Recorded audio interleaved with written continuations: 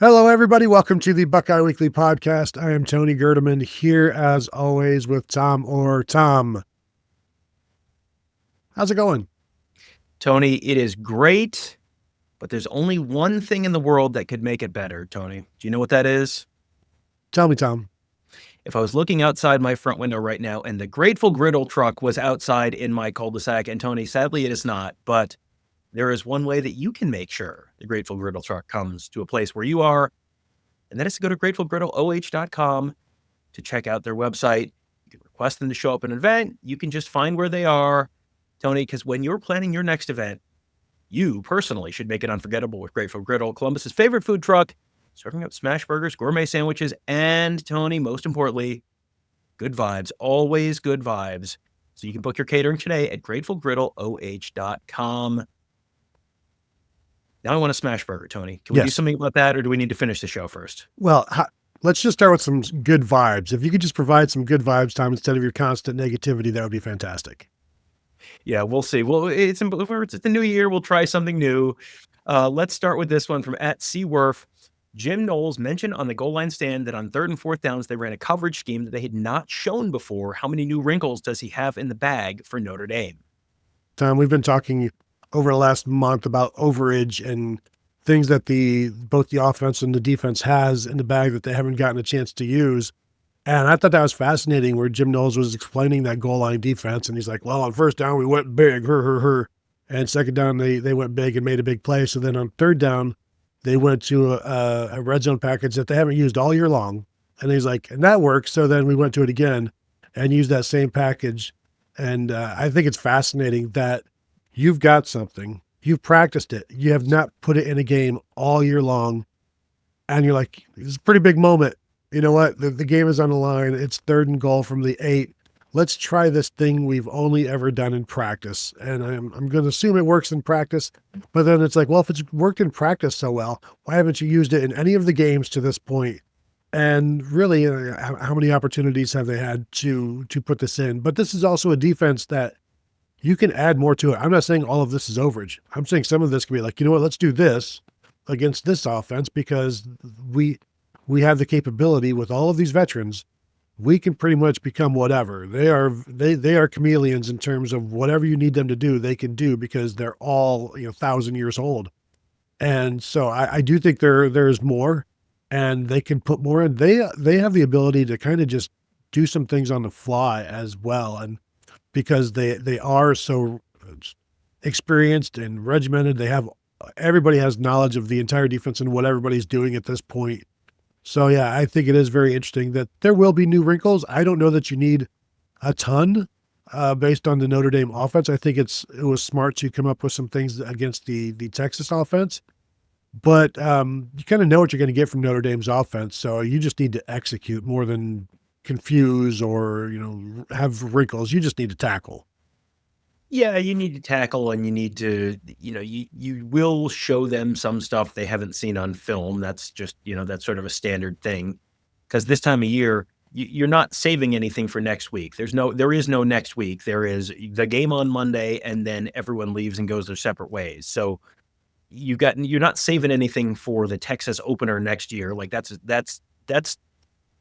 July Jim Knowles' problem. That's not Jim Knowles' problem right now.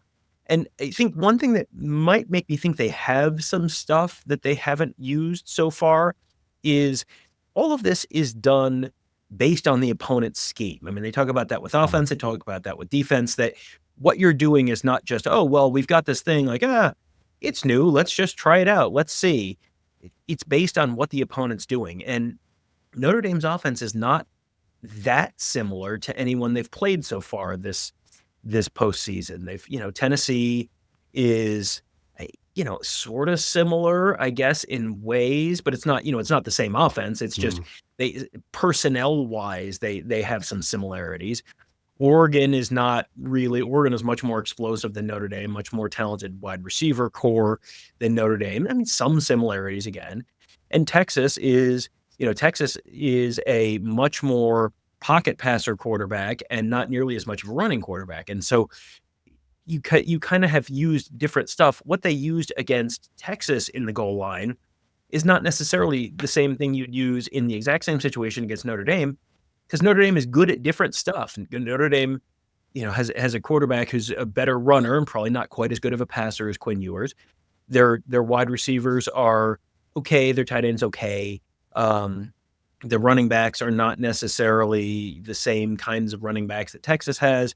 So you have stuff that's a little bit bespoke to the opponent that you're going to face. So, I think the answer to this is we don't know, new Wrinkles, how many does he have? We don't know that. But my suspicion is he probably has a bunch of stuff that they've practiced because they didn't know who they were going to play in the college football playoff. And it's like, well, you got to have plays, you got to have schemes, you got to have looks, personnel packages to match up with all sorts of different teams. This is a team that has 4 good wide receivers they put on the field at the same time. Or is this a team that's going to go 12 personnel and load you up with a couple tight ends and just have a couple wide receivers out there? Because you need different personnel and a different scheme for those things. So, I think the answer is you're going to see a lot of different stuff. And it's not because Jim Knowles has been, tenting his fingers and planning for this Notre Dame game since June this year and just cooking up schemes specifically because he knows he's going to play Notre Dame in the national championship game. They just have a bunch of stuff they've probably not used yet. And when are you going to use it? You use it now. Use it or lose it right now at this point, because you're losing basically your whole defense. You're going to have to teach it all again over the offseason. So use it now. If you can win the national championship, do it. Like that's what you've been saving all this stuff up for. So yeah, I think you're going to see a bunch of different stuff, but it's not necessarily specifically that he has these wrinkles specifically that he's designed for Notre Dame. It's just, here's where we are on the schedule. Here's, you face some different teams. So there's probably stuff you haven't had to use. So that's kind of my thought on that. The plays don't roll over like cell phone minutes, as they used to say 15 years ago. Yeah. They're in terms of the similarities, like they'll do some RPO, but it's not like Tennessee's RPO, which the receivers are spread out to the sidelines. So there'll be some things that just like you said, they haven't necessarily gotten to, but also there are some things like what specifically does Riley Leonard have issues with? What do we do that is like that? What can we do that will impact that, whether we've done it before or not? And let's do some of that. And I think, changing the picture, slowing down the process for the quarterbacks has been one of the main factors in all of the pass rush that Ohio State has been able to do. It's not been the blitzing. It's not been 5 guys attacking. It's been the 4 defensive linemen and a slower quarterback than it was during the regular season. Ohio State's doing more behind those defensive linemen to change the picture and to slow things down. So as long as they continue, when the quarterback is slowed down, the defensive line is sped up, however you want to look at it. And so I do expect some differences, but again, I don't know how crazy they need to get with this Notre Dame offense. Yeah. And, looking at it like cell phone minutes, as you said earlier, does Jim Knowles then get unlimited new wrinkles after 9 o'clock? Or, and he has to be real careful with how many he uses before he hits 9 o'clock? Yeah, you can only use the new wrinkles before 9 o'clock for certain people, but he's probably put Riley Leonard on his friends and family plan and remove a family member or Ryan Day or whatever. It's like, sorry, we've got to allocate how we've got to allocate. Don't blame me, blame MCI. Quinn Ewers is out of my fave 5. Riley Leonard now in my fave 5. Yes, that's for the kids. Boy, there are a lot of people in their late 20s right now going, what are these morons talking about? And hey, that's good. That you're right mentally where you should be listening to this show. All right, Tony. So next one from @ol_Pete 1926. Tony, if this is a photography question, so if you want to go make a sandwich or something, I'll be here for about the next 15 minutes answering this one. No, just kidding. Probably mostly just kidding. Maybe we'll do a photo show at some point, but I do get asked this kind of stuff a lot. And it's What's the question, Tom? I can give you the 30-second version, or I can give you the 15-minute version. How does Tom get such high resolution photos without blurring? So zooming. No, but also not close. So the short version is that if you have a good camera, like a DSLR kind of camera, and my camera is 7 years old, so it's not super fancy or high tech. But you shoot on manual, don't shoot on auto, don't shoot on, and this is something that if you have like a little Rebel camera, something like that, you may or may not be able to do depending on which model you have. But I shoot stuff on manual, and you've got 3 numbers that you have to. Tony is reading the game notes right now in the other frame, which is probably the proper response to me droning on about photography. There are 3 numbers that you have to balance when you're shooting photos. One is the shutter speed, one is the aperture, and one is the ISO. And the way you get good photos without blurring is you shoot with a very fast shutter speed. You really shooting Ohio State football games, you shouldn't ever be below 1/1000th of a second. Sometimes you can get a 1/1250th of a second, 1/1600th of a second, 1/2000th of a second. Ideally, like a bright sunny day, I like to shoot on 1/2500th of a second. So that gets you like a real crisp, freeze the action kind of shot. The problem is if you're shooting inside in a stadium, you then get it's a very dark photo. So there's different ways you can adjust to that. Your aperture, you can adjust that balances the amount of light that comes in, but it also changes how deep your depth of field, which is your how the guy in the fort that you're focused on is in focus. Is a guy 5 yards behind him in focus? Is a guy 20 yards behind him in focus? Is the crowd behind them in focus? And then the last number is ISO, and that is just basically boosting the light in the camera artificially. And the higher your ISO, the more light it lets in, but it's also the grainier the picture gets, and then you can sort of fix that in post manually by adjusting stuff I use Canon Camera Raw, but you can use it in Photoshop, whatever your thing is. So the short version is it's a balance of 3 numbers, and how do you avoid getting blur is shutter speed, but then you have to adjust the other 2 numbers in order to get a usable photo, and you just have to adjust your depth of field, your aperture, and you have to adjust your ISO. So, all right, Tony, you can come back now. Photo talk is over, at least for now. Maybe we'll do a separate show on that later in the off season. I'm just working through my Val pack. So if, you know what, I'll just put this aside for later. You need gutter guards, Tony. This seems like a great time of year to put on gutter guards. I'm sorry. Was that No. I think it was a rhetorical question, frankly. Okay. But, all right. So from @BCockerum0210, did Texas and Freeman's previous experience defending Marvin Harrison Jr. give Notre Dame a blueprint on how to defend against big plays from Jeremiah Smith?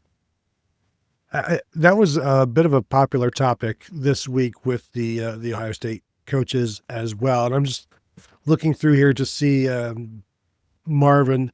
I think they did a fantastic job in the past against Notre Dame last year, 3 catches for 32 yards. In 2022, 5 for 56. He wasn't necessarily all world at that point, even though we had a pretty good suspicion he would be pretty good. So they've done a very good job against him, but this is a different defense. This is a different player in Jeremiah Smith. And also there's maybe more depth around him and a better quarterback than 2023. I think we can say, certainly not 2022, but again, that was a different offense. That was Jackson Smith and Jacobs still as the number 1 option for about a quarter until he got injured in that game. So there's just been a lot of moving parts, but they did do a very good job against him last year. So is that one blueprint? There are so many, all we're talking about, Tom, is blueprints with this game, is Michigan's blueprint, the blueprint against Marvin Harrison Jr., Texas's blueprint against Jeremiah Smith. Like there are blueprints on how to take guys away, but then how do you take away everybody else? And that's the problem that Texas ran into. That's the problem that Notre Dame will run into, because we talked with Carnell Tate on Wednesday, Ohio State receiver, and he's like, we can all get open against man. So if you want to play man and throw a safety on top, that's fine. That's going to take away one guy maybe, and they're still going to throw it to Jeremiah Smith if there's a safety over top. We've seen successful throws that way. But it's not just Jeremiah Smith. So if you want to try to do what you can to take him away and give some help, you're taking away, you're weakening your defense elsewhere. And so the quarterback's always going to go where the defense leads it. And if you're going to focus on one guy constantly and let everybody know that focus is going to be there, then other guys are going to be open, and it's up to Will Howard to take advantage of that. And it's up to the coaching staff to know where the leverage is and say, you know what, Texas has done not great against some, or Notre Dame has done not great against some of the outside runs. Penn State was able to run on them. Let's go away from that extra defender. Let's find the numbers and use them to our advantage. Yeah, and I think this runs back into something we've talked about on all three of the previous college football playoff games, and that is Ohio State's second and third best receiver is better than the opponent's second and third best corner. And you can take away Jeremiah Smith, but you have issues other places because Christian Gray, Notre Dame's second corner, is not as good as Emeka Egbuka. He's not as good as Carnell Tate. And so you're going to have mismatches there. And Ohio State is perfectly happy to throw the other guys. Carnell Tate has huge numbers on his career because he has been a very reliable, very consistent receiver for them. Another piece of the Marvin Harrison 2023 piece, you talked about the injury to Jackson Smith-Njigba in 2022 and how that impacted things. I think people keep forgetting Marvin Harrison went out with an ankle injury on that long touchdown run by Travion Henderson, kind of got rolled up on, and he missed at least part of that game, half a quarter or something like that, and then was not 100% when he came back in. That's part of that story as well. And so they've had a couple years in a row where they've kind of contained Ohio State's passing offense to a certain degree. Yeah, it's a different offense. Yes, the quarterback play is different. Yes, the wide receiver play is different. Yes, it's a little bit of a different defense, all of those things. But I think that's at least a portion of the story that needs to get remembered is, yeah, Marvin Harrison was limited to 3 catches, but he missed a bunch of time and wasn't 100% in that game because of an injury that he suffered on the Travion Henderson run was the middle of the third quarter or something like that. It was like right after halftime, right before halftime, something like that. So, that was a big piece of that story as well. From @BuckeyeFan_Dan, how much does Ohio State need to completely demoralize Notre Dame? Scoring on big play on the first scripted drive will be important. I think if you get up 17 or more, no way they have enough firepower to come back. This game feels a lot like playing Indiana to me. And, we've talked about that a bunch here where if Ohio State gets the ball, if Notre Dame wins the toss and Ohio State gets the ball, goes right down the field, scores a touchdown, it's up 7-0, forces a 3 and out, and they get the ball back, you're 5 minutes into the game and Notre Dame is like, you can hear the danger zone music playing for Notre Dame. Like because if they're down 14-0, even if they're at 10-0, you'd better score on that next drive. Because if you're down 2 scores and Ohio State has the ball back, then it's about to get late real early for you if you don't get a stop there. So, a lot of this is if Ohio State jumps out to a lead, an early lead, that is one kind of evening for Ohio State fans. If Notre Dame can hang in there and it's 7-3 or 10-7 or 13-10, whatever it is, coming into halftime, that's a very different evening for both teams. Notre Dame is not well positioned to come from behind. They have done it. They did it against Penn State, but they did it in the middle 8, and they did that with a defensive turnover that created a 13-yard touchdown drive, and they did it with a kickoff return for a touchdown. So, the Notre Dame offense, they scored 17 points in like a minute of game action, and the Notre Dame offense contributed 13 yards of drive to that. That was it. And, they set up the field goal drive before that, but they had 30-40 yards and bogged down and kick a field goal. So it's just, this is not a Notre Dame offense that's built to come from behind if they're behind by multiple scores, especially against a good defense that's as good as Ohio State. If this is a game where Riley Leonard has to throw the ball, this is a game where Riley Leonard is going to turn the ball over. You saw him throw a couple picks against Penn State. They don't have the luxury of throwing a couple picks against Ohio State. They've got to win the turnover battle. They've got to play clean pretty much all game. And if this is a game where, Riley Leonard's got to throw the ball to win, you're really asking an awful lot out of Riley Leonard to move the ball, not make critical mistakes, be able to consistently hit those throws, have those wide receivers consistently get open, all that kind of stuff. You're asking a lot there. So, yeah, I think the premise of the question is correct, where if Ohio State gets up a couple scores early, if Ohio State's up 3 scores in the first half, I think it's basically drive home safe time. barring a ton of turnovers, huge special teams plays for Notre Dame, something like that. If it's 17-0 Ohio State in the second quarter, Notre Dame is in a very, very, very, very bad spot. And if Notre Dame's up 17-0 in Ohio State, it's not great for Ohio State, but I think Ohio State's far better positioned to come from behind multiple scores than Notre Dame is. I will say both of these teams have overcome 10-0 deficits to Penn State. So they have both shown an ability to overcome a deficit against Penn State. Can they do it against either one of these two teams in this game? We may see, but I do think there is a concern. I don't know, a concern. This would be a first world problem. If you're Ohio State and you get up 14-0 or 17-0 and you think, okay, game is over. Once you let up like that, then you're inviting Notre Dame to come back. And if you don't keep your foot on the gas, then you're just inviting the gradual, which is all Notre Dame is. They are eventual and they are gradual. And before you know it, they're back within, 3 points or a tie or whatever. So if you think you can get up, if you can get up 14, 17-0, you might want to try for 21 or 24. You just keep going and stepping on the neck, as they say. With Buckeye Fan Dan saying it feels like playing Indiana, we saw what these two teams look like playing against each other. Notre Dame was a much better team than Indiana. So you have to expect a much more talented foe against Notre Dame. I think they're more talented than Indiana. They're stronger. They're more physical. They protect the quarterback better, but we'll see if they can do that in this one, because I do think that is, we've mentioned failure points in the previous show. The Notre Dame pass protection, I think, is a failure point in this game. Yeah, for sure. And you get one blindside hit on Riley Leonard. We've seen him cough up fumbles when he gets blindsided, which, every quarterback is going to do that. But you've seen him get hit from the blind side.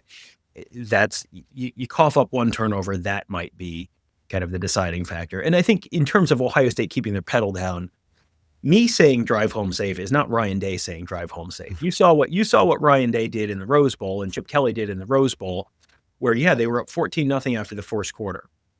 And then they kicked a field goal, and then they were up 17-0. And then they had a long touchdown, and then it was 24-0.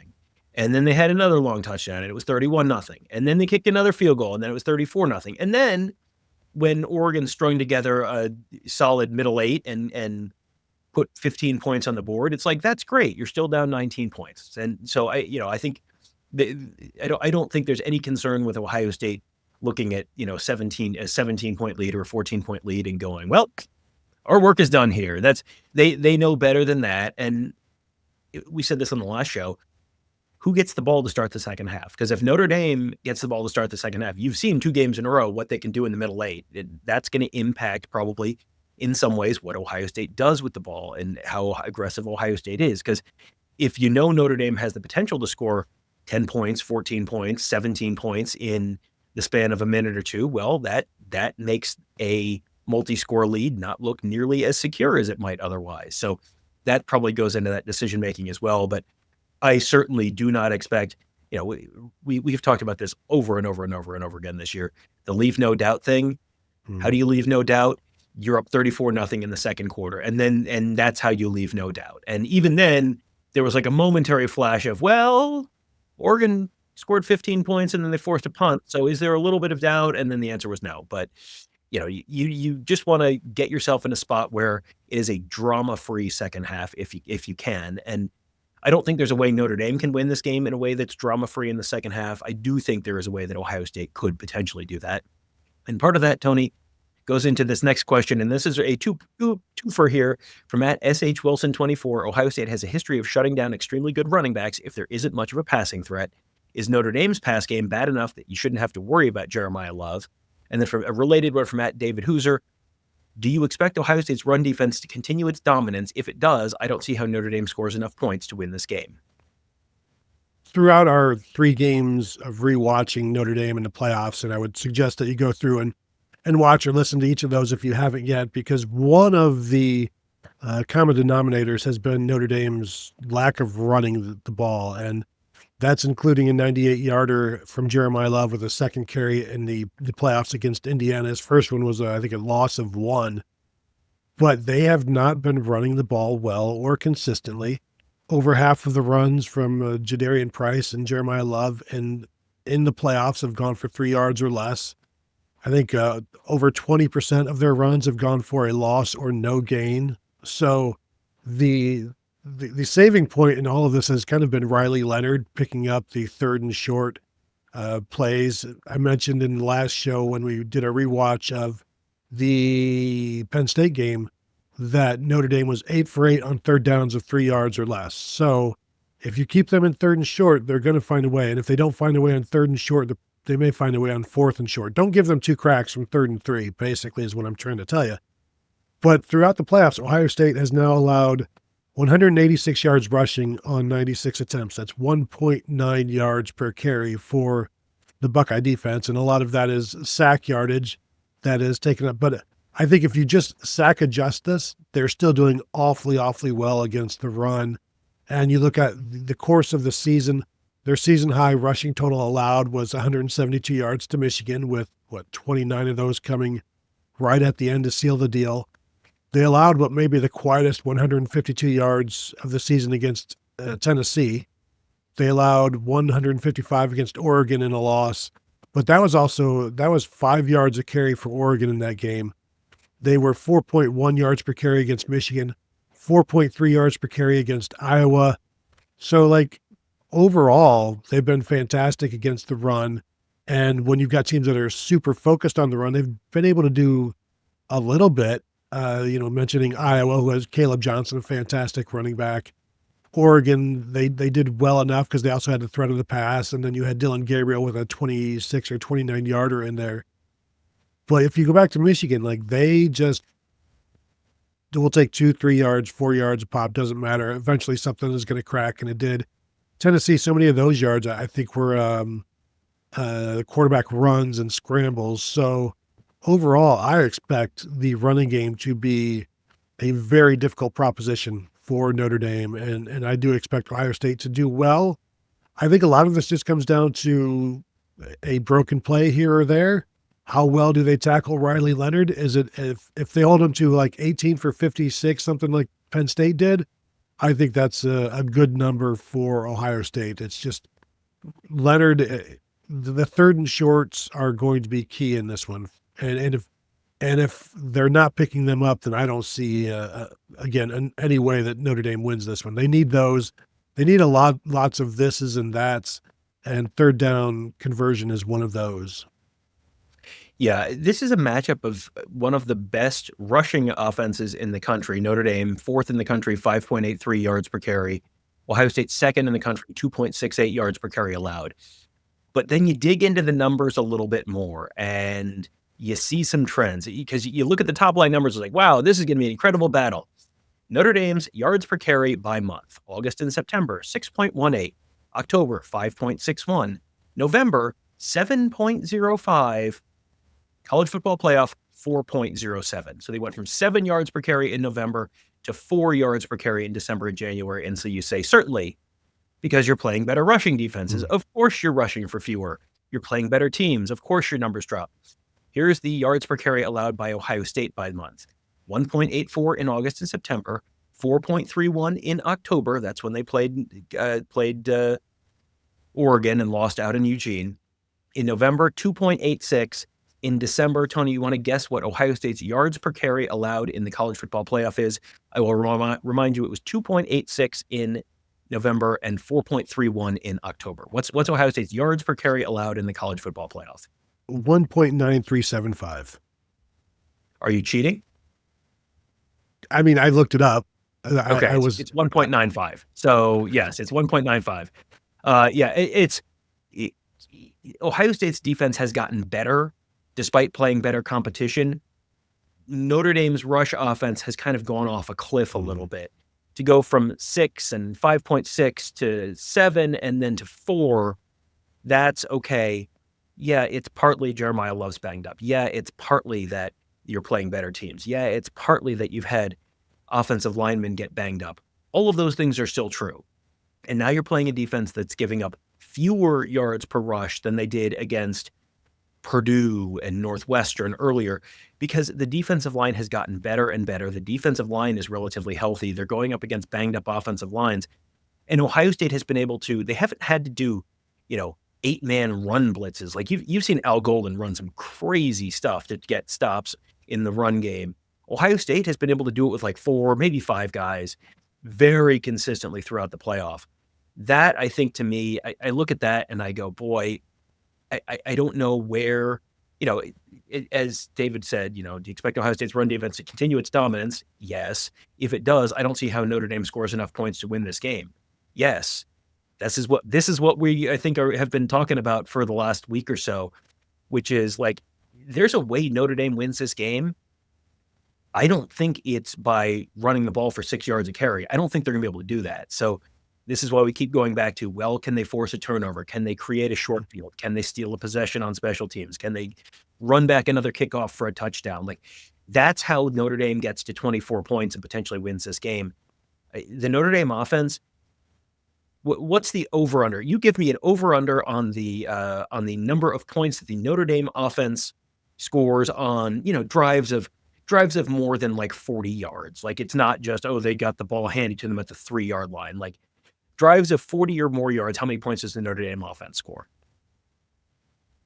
I'm 40 or more yards. I mean, that could still lead to some short yards. I'm thinking like that 2021 tops. I'm also thinking like drives of 70 yards too, and so you're talking like maybe 14 points on like legit long drives. And that's if they get into the red zone, or that if they convert in the red zone.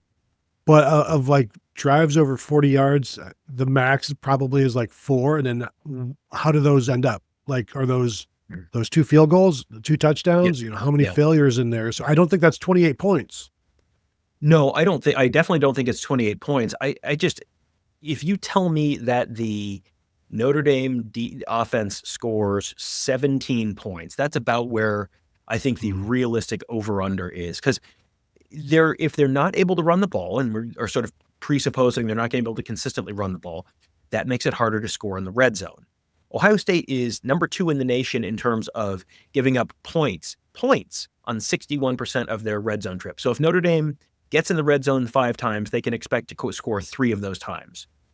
And the touchdown percentage in the red zone against Ohio State, 41%. So if you get in the red zone 5 times, you can expect to score 2 touchdowns against Ohio State. And this is on average. And there's a lot of bad opponents in that, in that mix there.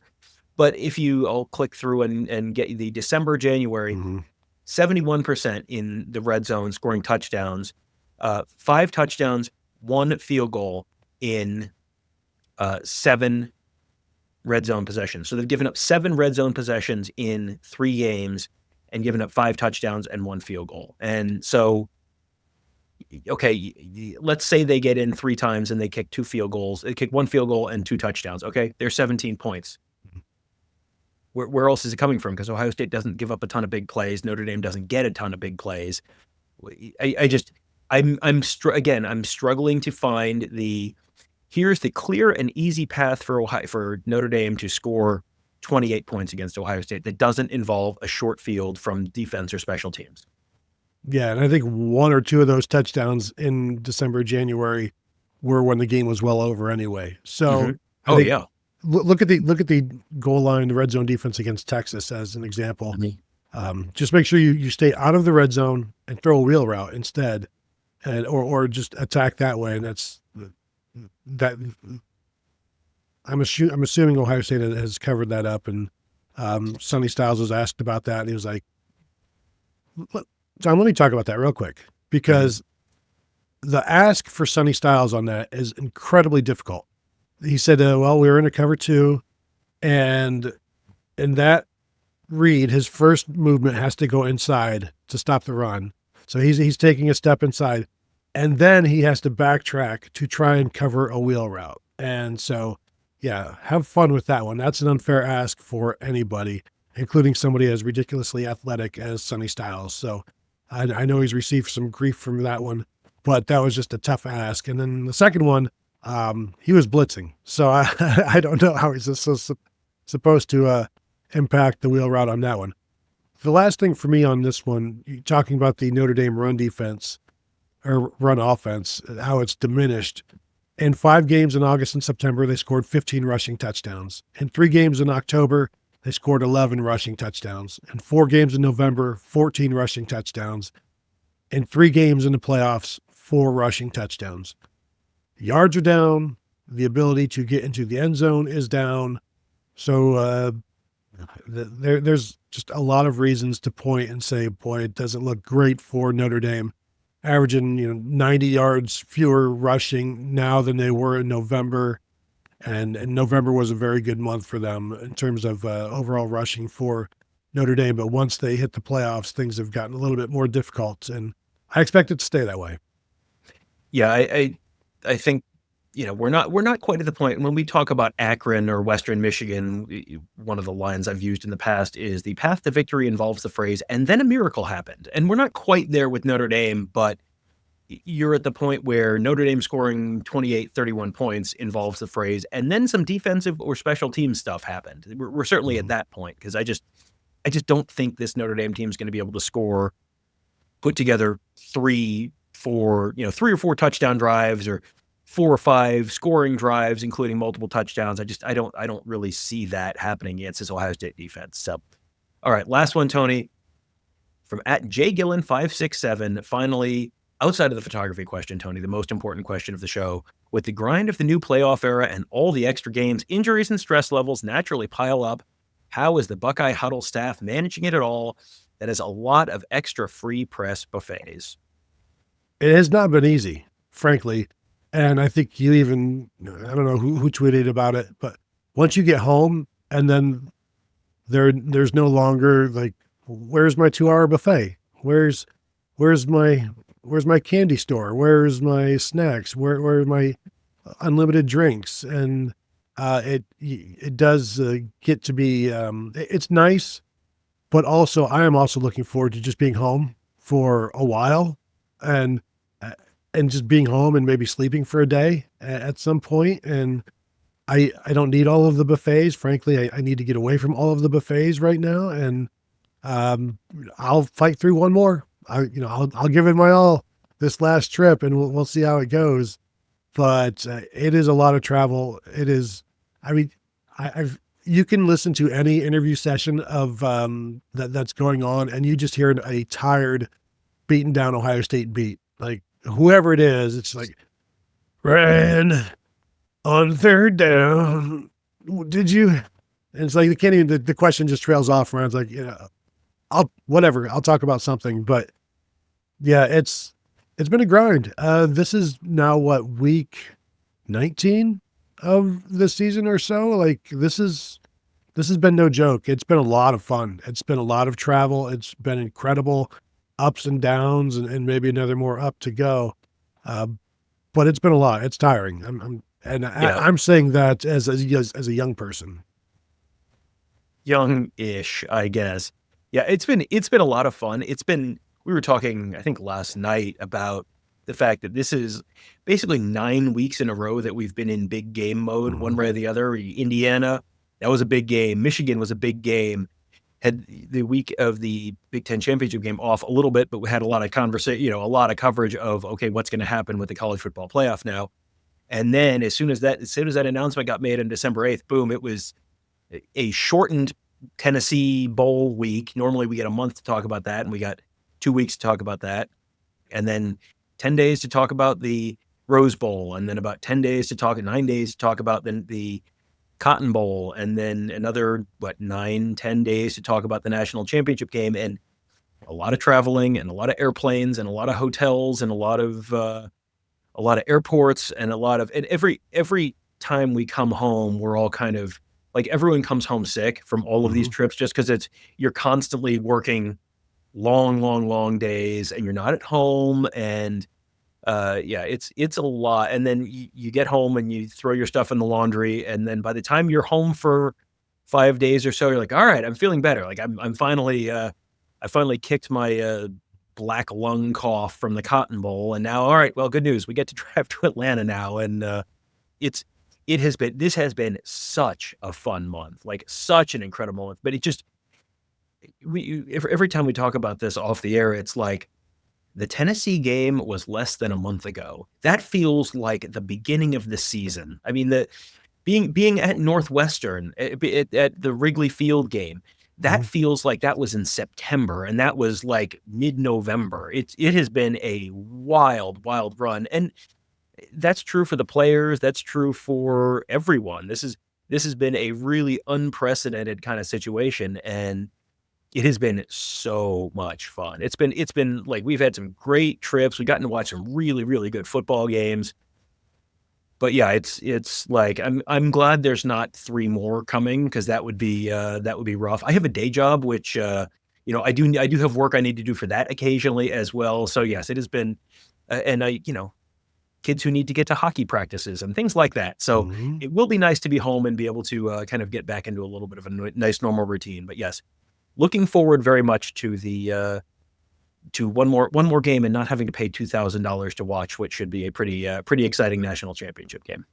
Yeah, I was talking with our buddy Garrick at 11 Warriors. Like, this has been a very, very long season, but it also seems like just yesterday we were at June camps, like sweating our butts off, running around plastic football fields and dealing with all of that. And then, of course, once media days hits, it's just a complete blur. And it's been a long blur, but it's been a fun one. And so we'll see. One more game to go for the Buckeyes. So that will do it for this listener questions episode. We still have, another 6, 8, 10 to go that we'll get through at some point. We've got some shows coming up in Atlanta. As you guys know, we will, hit the bell to be notified. That's the best way to figure out when we're dropping stuff, when we're live, all of that stuff. So if you're watching on YouTube, hit the bell to be notified, subscribe to the channel. Give us a thumbs up on this one if you have not yet done so. And of course, continue to find us at BuckeyeHuddle.com. $4.99 for your first month. And sign up now. It's going to cover the next 30 days of whatever happens. And we're going to be talking about it there at the Buckeye Huddle message board presented by Jeff Ruby's Columbus. So thank you all for tuning in, and we will talk to you guys later.